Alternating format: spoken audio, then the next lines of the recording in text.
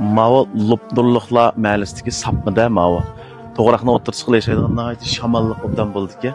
Mushu odamlar qancha oddiy bo'lsa, murakkab kasalliklar bilan og'rimaydi ekan.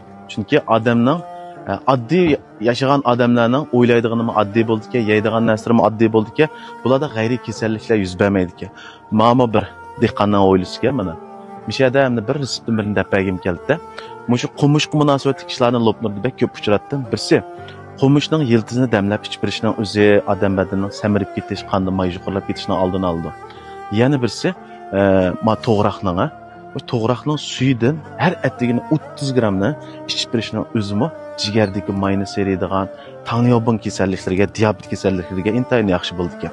Yana undan boshqa to'g'raqning odatda ichimda kavak bo'ladi ekan. Ilgarigilar bu binshan yo'q vaqtlarda bu to'g'raqning kavakiga go'shtni sap qo'ysa, chirib qolmaydi ekan.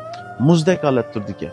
Bu nima deganda uning salqinlik emas, to'g'raqning o'zidimi mushta bakteriyaga qarshi turish, mushundaq bir nas ajratib chiqarganlik uchun chirib qolmaydi ekan. Shu to'g'raq suyini ichgandan-mi, hali hujayni yashartish roli bor degan gapning ilmiy asosini mishaydan ko'rganim bo'ldi.